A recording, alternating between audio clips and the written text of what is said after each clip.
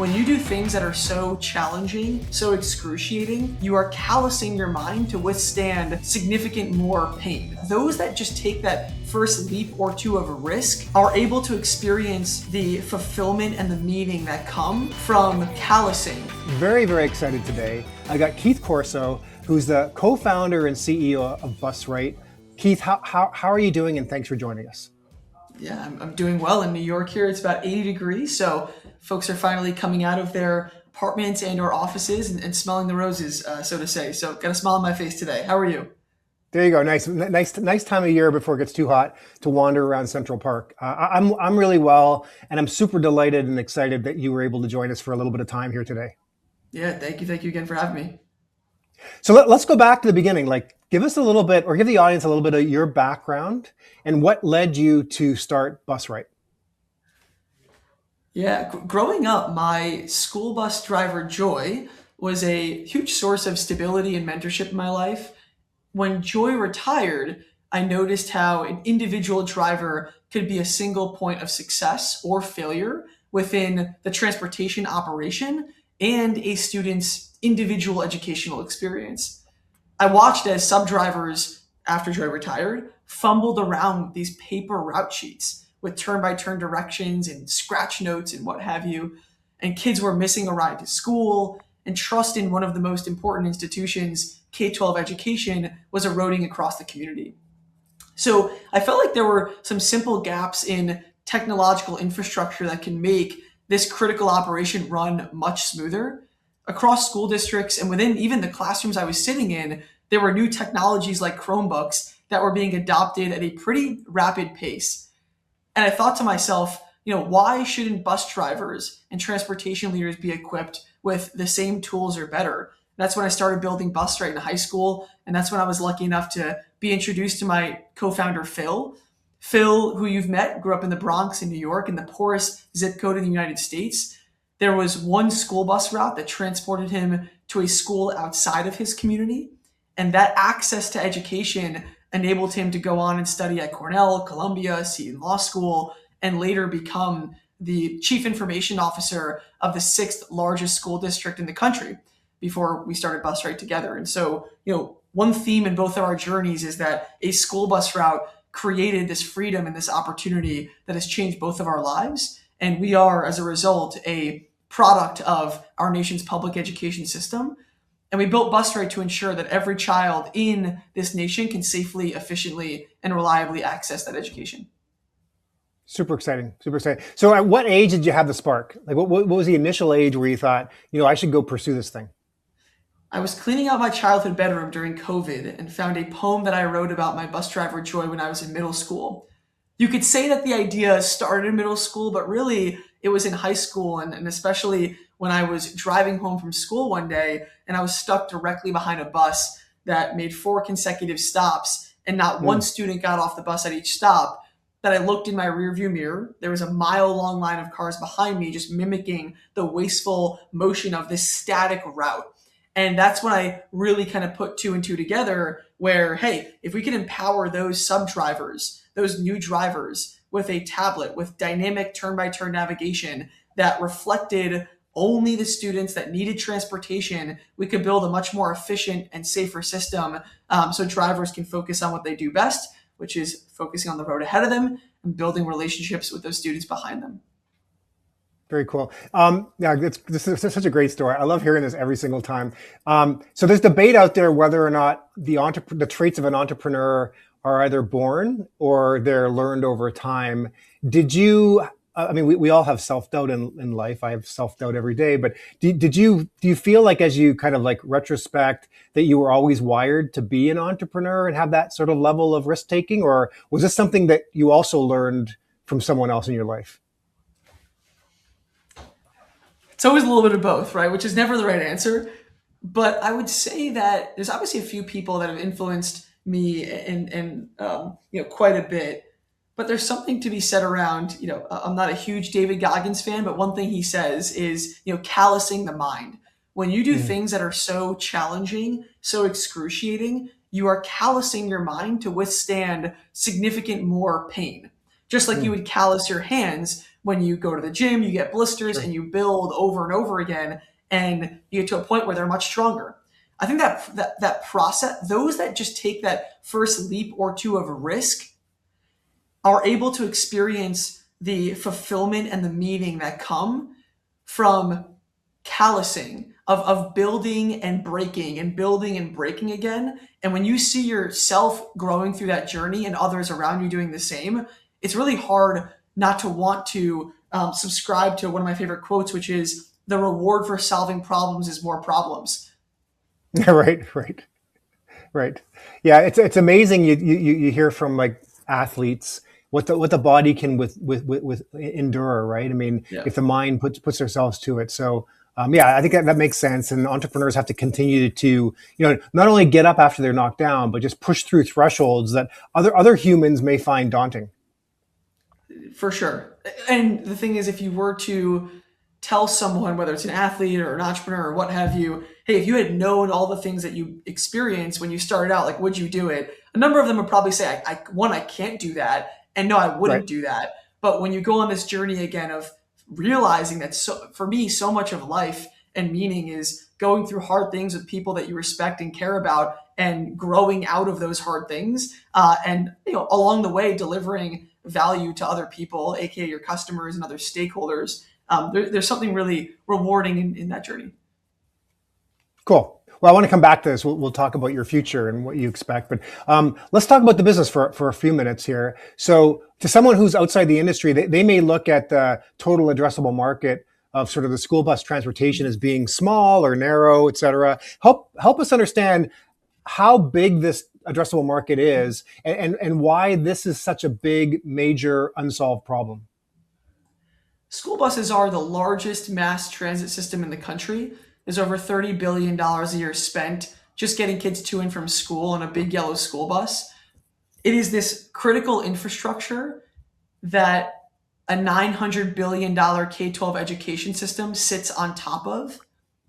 And you can understand the TAM, if you will, or the significance of something by what breaks if it doesn't work anymore.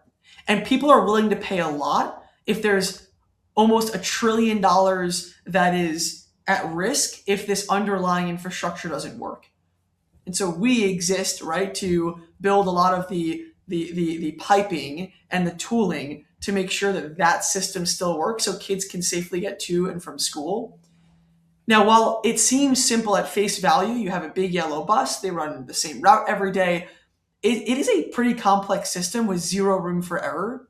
When you have students with so many specific individual needs, such as whether it's special education requirements, like they need a wheelchair accessible vehicle / they need a bus aid on that vehicle and so on, all the way to split custody arrangements where students are going to one parent's house one day, another parent's house the next day, to YMCA and other after school programs that students might go to every other Wednesday. The list goes on.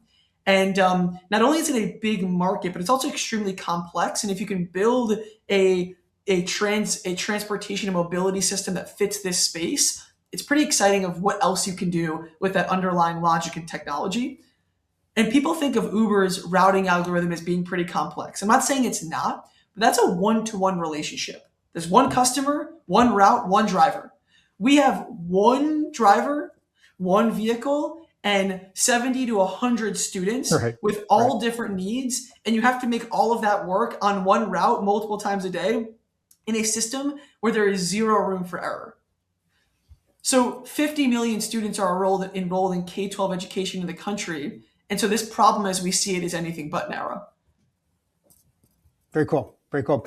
You mentioned Phil as your co-founder. Tell us a little bit about that origin story. How did you guys find each other? And tell us a little bit about that. It's a long story, as you know. I'll try to summarize it. We met because of a pet bearded dragon lizard that I had. And There you go. I'll talk a little bit faster here. I wanted a pet bearded dragon for my whole life. And my parents every year said, next year for your birthday, we'll get you one. Well, sure enough, I was a senior in high school. I was sitting in my biology class. I still had no pet bearded dragon, but I did have an open tank, a terrarium, in that science class. And I asked my teacher, I've always wanted a bearded dragon. If I get one, can I put it in this tank? And he said, Yes, in fact, I'll give you extra credit. I go to Petco after school with my friend. I go to Petco. I'm going somewhere with this. It'll take me probably 2 minutes to get there. I go to Petco with my friend, and we're literally jumping up and down because we see they have all these bearded dragons. And the woman at Petco says, "Where's your ID?" Turns out you need to be 18 to buy a bearded dragon. Who And knew? I Who said, knew? "Who knew? Who knew?" And I said, "Oh, that's fine because my mom works down the street, which she does not." So I went up to three women that looked like they could be my mom. The first two very awkwardly like squirmed away from me. The third one agreed reluctantly, walked back to Petco with me in over an hour and a half. We were able to get this lizard. There's a lot more to that story. But I end up having this lizard. I'm taking care of it every morning at school. I get there early. It's pitch black out the winter. And I'm going to college soon. So I need someone to take care of this. My parents still have no idea that I have this pet. So there's a girl who I'm friendly with who's a year below me who's going to have that same science teacher and sit in the same class next year. And I said, "Hey, any chance you are able to take care of this lizard?" She said, I would love to. I love Oscar. That was the name of the lizard. Nice. And Good so name I for a go to lizard. her. Yeah, there you go. So I go to her house. I drop off the tank with crickets, mealworms, and the whole setup. And as I'm walking out, her mom says, "Hello, right? You want to meet the stranger that just dropped off a lizard to your daughter and that's going to live in your house for a bit." And as we're talking, she's like, "Oh, what are your plans after you graduate?" And I said, "Hey, I'm going to Northeastern." She's like, "What are you studying?" I said, "Well, I'm working on this thing around student transportation. So I'm going there to pursue this. And they have this co-op program where they fund a few students every year to work on their companies full time." She said, "Stop there. I started KPMG's K-12 consulting practice. I know Whoa. most of the superintendents in the country, the CIOs, all the people that you probably want to speak to. But there is one guy that knows more about this space than anyone in the country. His name is Phil Dunn." 24 hours later after school, I was in his office Wow. All because of a bearded dragon. because of a bearded dragon. Imagine that. Okay, cool. So you guys meet. Obviously, you must have hit it off. Let's start with sort of like how the incubation period to the vision took place. I mean, are you whiteboarding in his office? Walk us through that a little bit, and maybe what was the original vision that you guys formulated? Yeah, so there's the idea actually started with this environmental angle. This idea that we were wasting natural resources by not optimizing school buses for real-time ridership. So if you go back to the story of me sitting behind that bus, the bus making all these stops, no one getting off, and the domino effects on other cars and traffic that are following that wasteful motion all across the country. The idea was like, how do we basically create these optimized routes, deliver them through this tablet, and empower drivers so they can focus on what they do best all in one? And as I learned more about the operational challenges facing transportation departments, I realized we have to solve those first. And as a byproduct of solving these operational challenges, we're also helping the environment by making routes more efficient, but it becomes somewhat of a secondary effect of what we are now focused on. And when we started this company, it was illegal to put tablets on school buses. Oh, But we wow. were we Wow. were still building towards that future that we had high conviction in. And because of various technological advancements, we're able to build capabilities and solve more problems faster than we ever imagined. And we've built this flywheel where we're gathering unique routing and mapping data every day across the country, including some of its most rural and remote locations, which makes our routing engine more powerful, the parent app more accurate, and supercharges other parts of the platform. Now, back to your question though, of how do we actually work together? Phil is a school district administrator in Connecticut at the time. I am going off to college in Boston, Mhm. and we had our mini team calls every Sunday night, and we would go on. We would do these demos where I would jump out of class. He would leave school during his lunch breaks. That would be a little too Nice. long, maybe. And I would knock on doors of all the school districts in the greater Boston area, which is why many of them are our customers. They were our first customers. And we just, no one knew that I was a student, and no one knew that he wasn't full time on this when we would show up and deliver these presentations to school boards at the time that were investing in an incredibly small team in a product that was illegal, which are tablets to put on buses. So Right. yeah, there was a lot. There's a lot that we had to navigate through there, including COVID, where school buses were no longer on the road, to tablets smoking and melting on school buses, and the list goes on. But hopefully that gives you a little bit of color into the early innings. That's great. That's great. So you guys are progressing here. Was there an aha moment where you said, "Oh, now we've got product market fit"? I mean, and what was that like? There are anecdotal or even sentimental elements, and then there are like these commercial elements. So when the spouse of a transportation director walks up to you at a conference and is literally crying because she said she was able to go on her first vacation with her husband in 20 years in the summer, that's kind of when you know that you're onto something. Right. You then know you're onto something when your largest customer gets a permanent tattoo of your logo on their leg.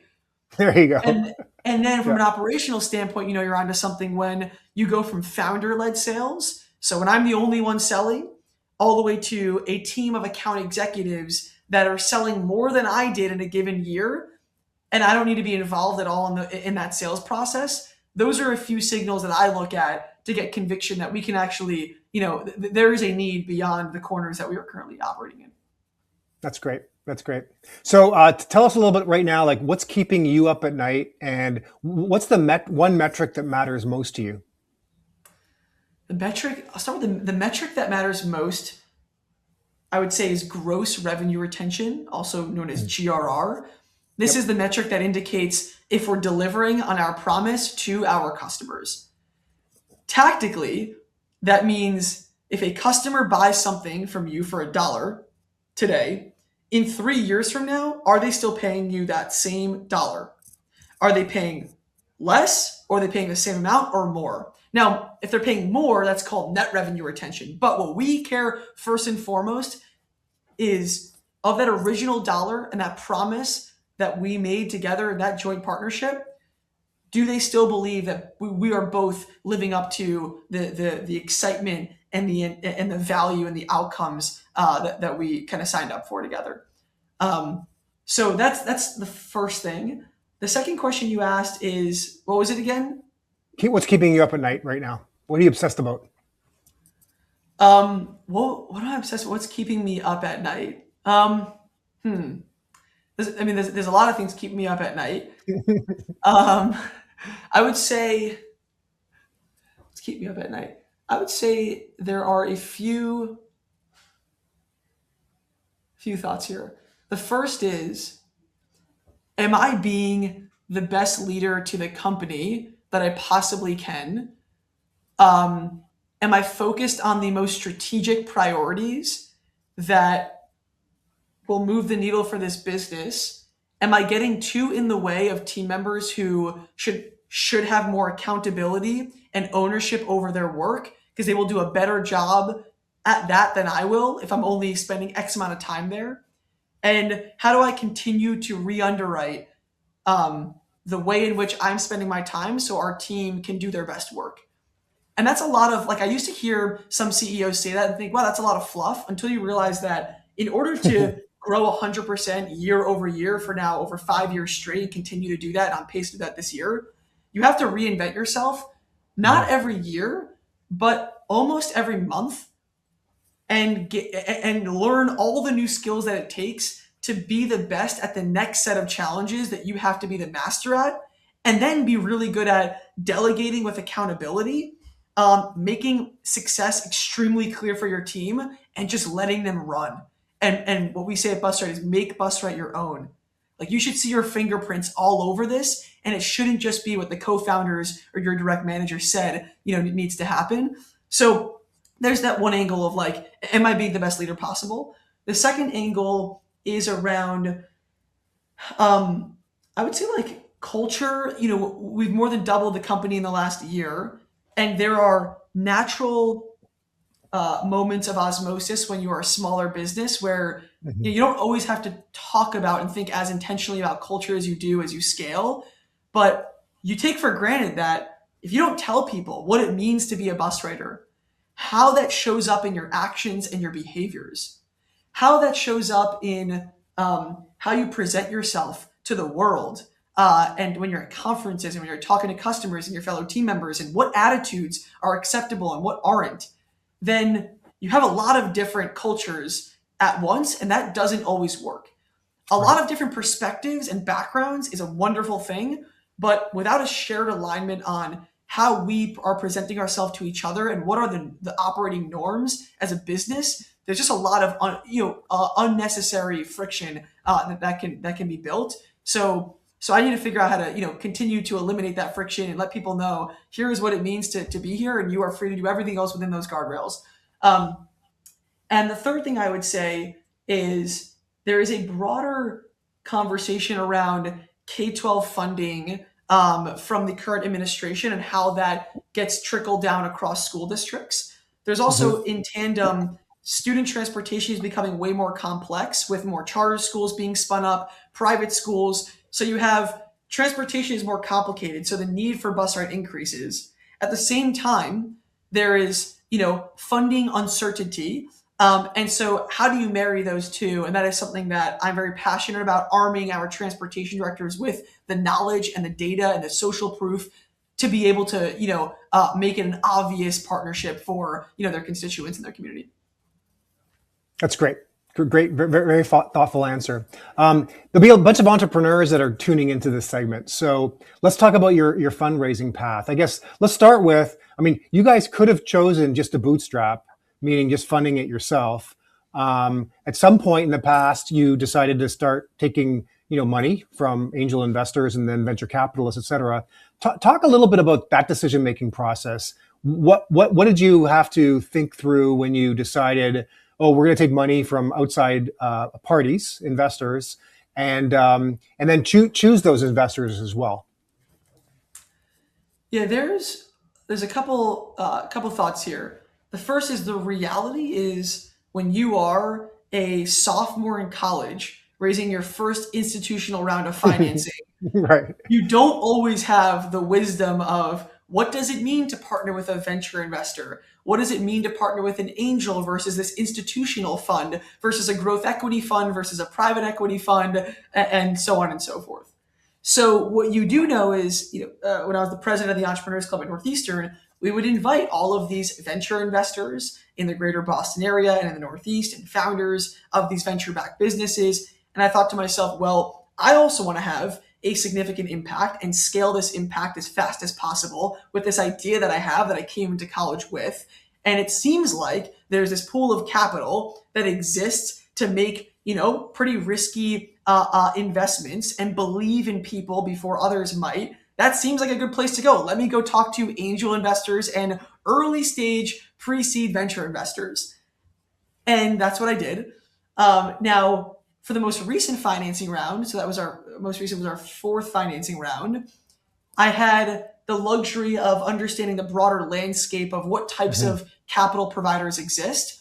What does it mean to take money from these different capital providers? And how do we make sure that their agenda and their vision and how they think about success aligns exactly with ours? And that our values for how we show up in the world are also aligned. So, yeah, over time, we had more both optionality, but also the wisdom of time and experience and callousing the mind, if you will. And the most recent round, we were fortunate enough to have 11 term sheets, and that gave us Wow. the ability to really think deeply about who is aligned across these really important dimensions. So walk us through that. So now you've got 11 term sheets, all sort of with different facets. What is in the decision making rubric here? Obviously, valuation is one. How much capital, who they are, et cetera. But walk us through, without naming names, obviously, how do you narrow it down? Because it isn't always about who's going to provide you the highest valuation, correct? Correct. And we actually did not take the highest valuation. And I would say it's not too dissimilar to dating. Though I don't always love using dating analogies at work, but bear with me here. Sure. If you were to go on 11 dates, there's something about the chemistry and the connection for one of those or a couple of those that will probably end up being off the charts relative to the rest, or at least very Right. different relative to the rest. Sure. How you actually explain that to someone who's not in that conversation is a little tricky, but when you find yourself saying, wow, I wish I could block off the rest of my day just to sit down and learn from this person and bounce ideas off this person. And they clearly have spent time in this space with businesses that had to solve very similar problems. They have this super like collaborative approach. They know this stage of business. They are, there's someone that, the classic, would you spend an 8-hour flight sitting next to someone, litmus test, Right. all those kind of things, right? And then there's the qualitative, like, is the chemistry there where you just kind of operate in the same wavelength? And then there's other facts, which are, again, valuation is certainly important.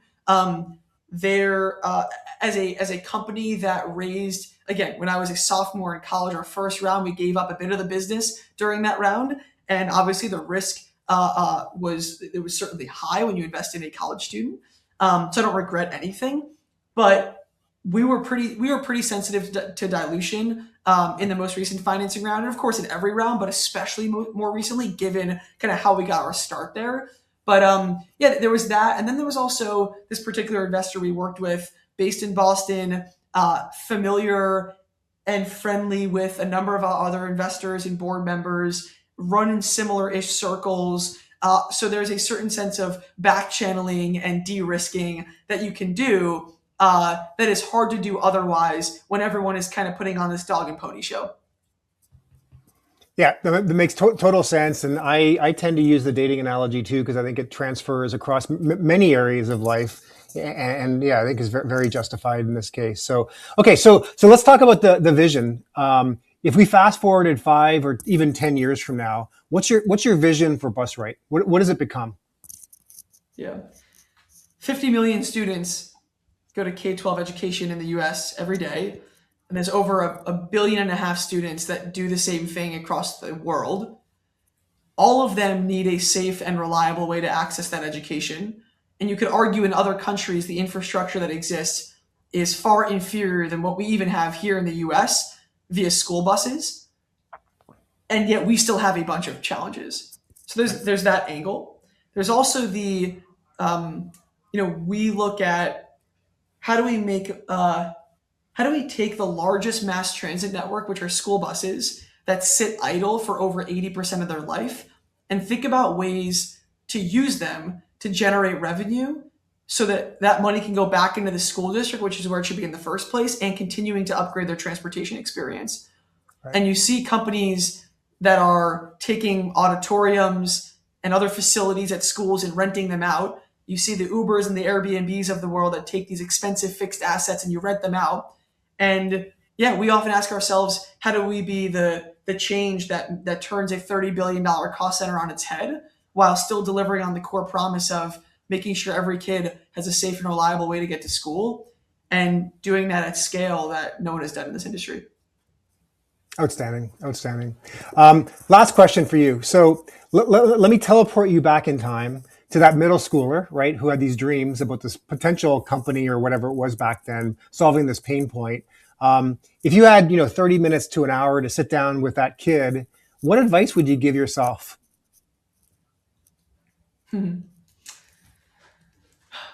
How much time do we have? I would say know what people are buying. And the answer is not often what you can see. When you are selling something, it could be software, it could be hardware related, it could be direct to consumer product, it could be anything. Often what you're selling is something actually different. You're selling some kind of feeling. That feeling can be confidence, control, safety, empathy.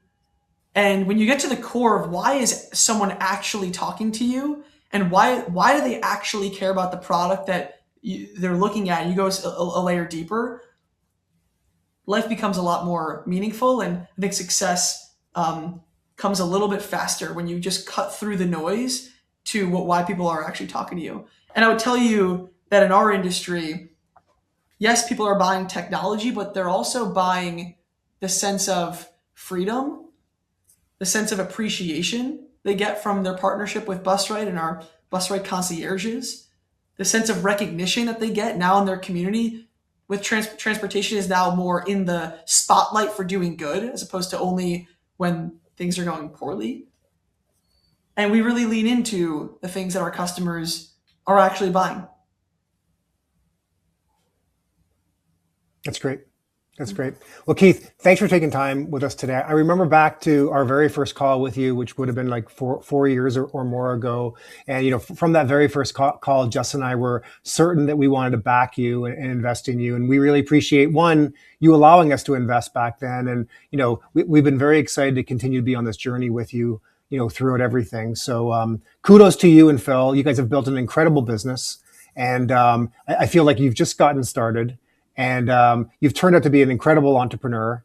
And I hope that your parents are very proud of you, as they should be. And I just can't wait to see what the next chapter is for BusRight. Thank you so much. You guys have been incredible partners too. Thank you for believing in us when a lot of things were not as obvious as they might appear today. Well, I really hope you enjoyed this episode of Greenfield. If you're a founder or investor in mobility and something here sparked an idea, I'd love to continue the conversation. Please subscribe to the Automotive Ventures Intel Report and reach out to me. I read every message and respond personally. We'll see you next time.